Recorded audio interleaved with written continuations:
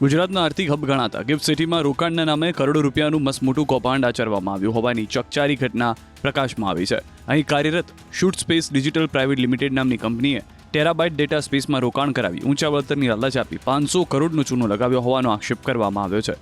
રોકાણકારો કંપનીની ઓફિસે ન્યાયની માંગ સાથે ઉમટી પડતા ગિફ્ટ સિટીમાં ભારે અફરાતફરીનો માહોલ સર્જાયો। આ અંગે જાણ થતાં ડભોડા પોલીસે સ્થળ પર પહોંચી મામલો થાળે પાડ્યો।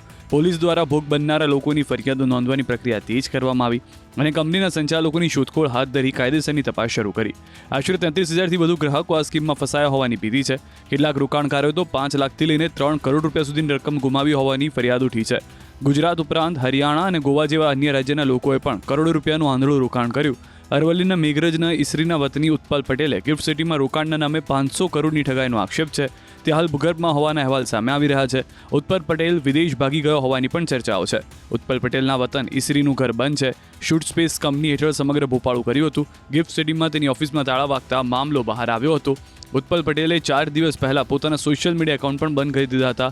BMW જેવી મોંઘીદાર ગાડીઓનો હતો શौकीन।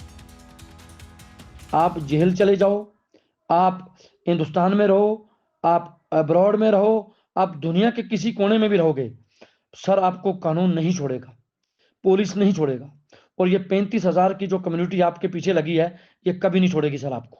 ये मेरी बात याद रखना सर। जब तक ना आप लोगों का पेमेंट दोगे, अगर आप जेल तक भी चले जाओगे तो भी ये लोग पीछा करेंगे आपका, आपको जेल से भी बाहर निकलवाएंगे, फिर भी आपसे पैसा लेंगे सर। लोगों ने अपने हक हलाल की कमाई आपको दी है, लोगों ने लोन निकाल के आपको पैसा दिया है। और ऐसी ऐसी हालात में ऐसे ऐसे लोग हैं जिनके बॉर्डरों पे पति शहीद हुए और उनको पैसा मिला, वो भी उठा के उत्पल पटेल को दे दिया।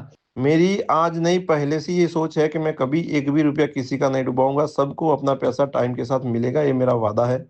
लेकिन आज बहुत सारी कम्युनिटी से बहुत सारे ग्रुपों में मैसेज घूम रहा है कि लोग लीगल करना चाहते हैं, कल ये करेंगे वो करेंगे।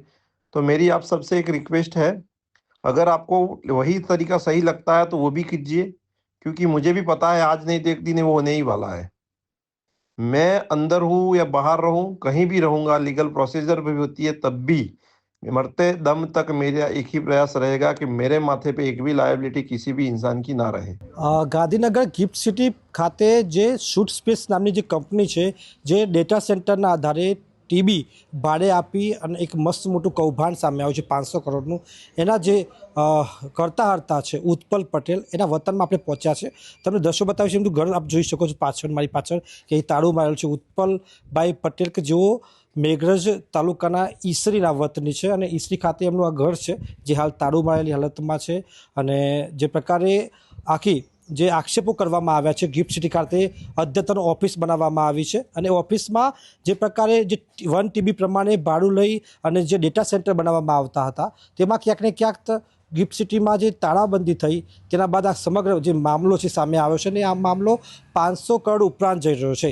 કારથી લઈ અને ક્રૂઝ સુધીની જે સપના બતાવવામાં આવ્યા અને ખાસ કરીને નોઈડા, કાશ્મીરમાં પણ ઓફિસો ખોલવામાં આવી હતી।